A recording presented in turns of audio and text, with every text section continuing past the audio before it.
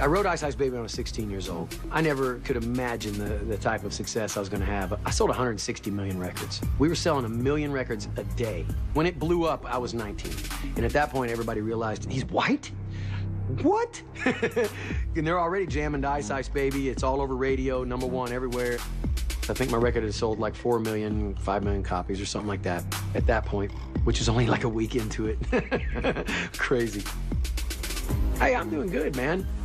So I'm going to Benihana's for dinner, and I sit down, I order, and then before the food gets there, we had our appetizers there. This big guy walks up, he says, hey, I'm Suge Knight.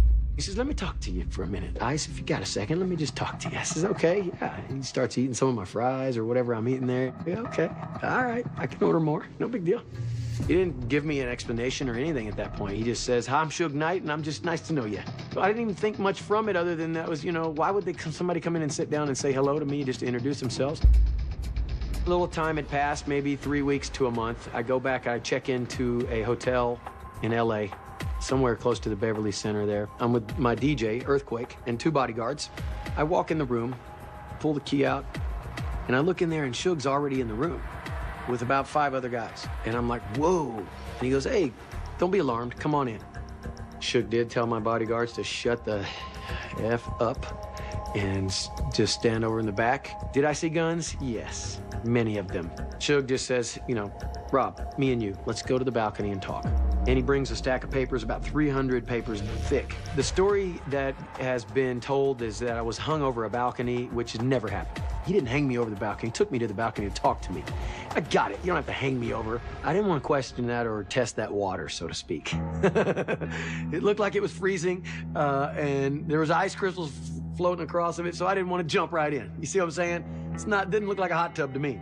So I signed the pieces of paper there, and it allowed him to have a few points on the record to the extreme, which turned out to be worth millions of dollars. I didn't know.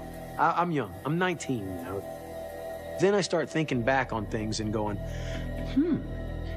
so that was all about the money for Suge, okay. And then I saw the Chronic record pop up and Tupac and all this, and I knew the funding came from my record. So I'm happy to invest in that. Even with no return on my money, I have a story to tell that I've invested in some of the greatest hip-hop of all time. And I figured this is the price I gotta pay to just be a part of something that's elite in the rap industry.